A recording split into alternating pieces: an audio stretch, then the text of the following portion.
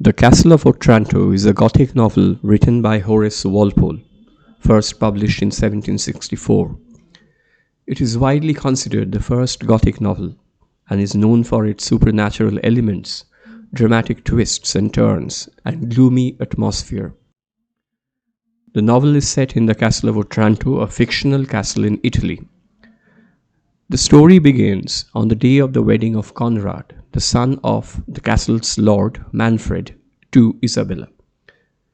However, just before the wedding, a giant helmet falls from the sky, killing Conrad. Manfred becomes obsessed with the idea that his family's line will end with Conrad's death and tries to force Isabella to marry him instead. Meanwhile, strange and supernatural events occur in the castle, including apparitions, secret passageways, and mysterious portraits that seem to come to life. The Castle of Otranto was a major success when it was first published and sparked a trend for Gothic literature. Walpole himself claimed that he was inspired to write the novel after a dream he had in which he saw a giant hand on a staircase. The novel was initially published anonymously, with Walpole claiming that it was a translation of an Italian manuscript from the 16th century.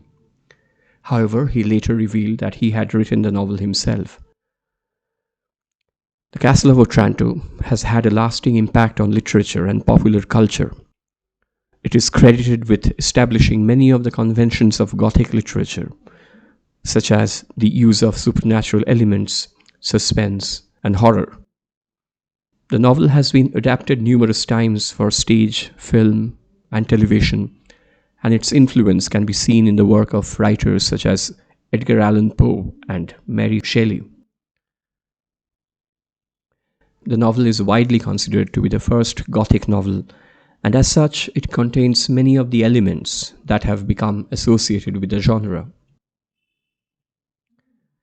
The novel is set in a dark, foreboding castle in Italy. The castle is described as old and mysterious, with hidden passageways and secret rooms. The castle's architecture is also used to create a sense of unease and foreboding, with features like gargoyles, portraits that seem to come to life, and an ominous suit of armor.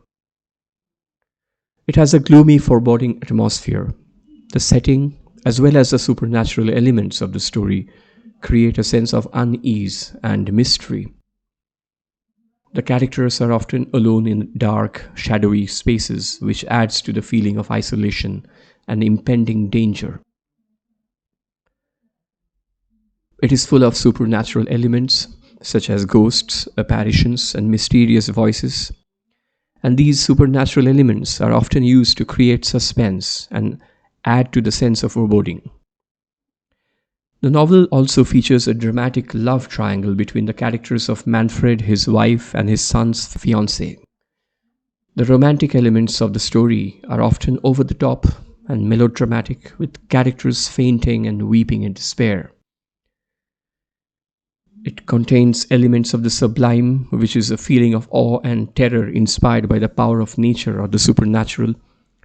This is particularly evident in the scene where a giant helmet falls from the sky, which creates a sense of both awe and terror in the characters. The Castle of Otranto is full of mystery and suspense. The characters are often in danger or facing some kind of mystery that needs to be solved. The mysterious events that occur in the castle keep the reader on edge and create a sense of anticipation and unease. The novel contains elements of horror and terror. The supernatural events and the sense of impending danger create a feeling of terror, with the gruesome descriptions of death and violence add to the horror. The novel contains elements of psychological drama.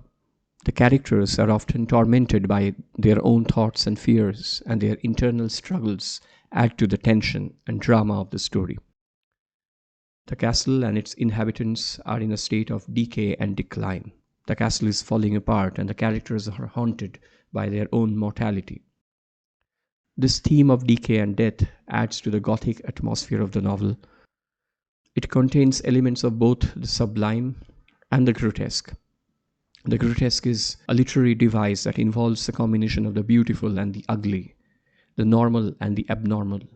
The novel features grotesque imagery such as the giant helmet, the decaying corpse of a giant, and the ghostly apparitions that haunt the castle. The main antagonist of Castle of Otranto is Manfred, and he is portrayed as a complex and flawed character. He is described as a tall, imposing figure with a stern countenance. He is often depicted wearing armor, which adds to his intimidating presence. Manfred is a proud and ambitious man who is obsessed with preserving his family's line. He is willing to go to great lengths to achieve his goals, even if it means committing heinous acts. He is also deeply conflicted, as he is torn between his desire to protect his family and his guilt over his past misdeeds. Manfred is driven by a desire to maintain his family's power and prestige. He believes that the death of his son Conrad is a sign that his family's line will end, and he becomes obsessed with finding a way to ensure its continuation. Manfred's actions are often driven by his desire to preserve his family's line. He tries to force his son's fiancée, Isabella, to marry him instead, believing that this will secure his family's future. He is also willing to kill his own wife in order to marry Isabella, though he ultimately shows some remorse for this act. Manfred's pride and ambition are his greatest flaws. He is unwilling to accept the fact that his family's line may come to an end, and he is willing to commit terrible acts in order to prevent this from happening.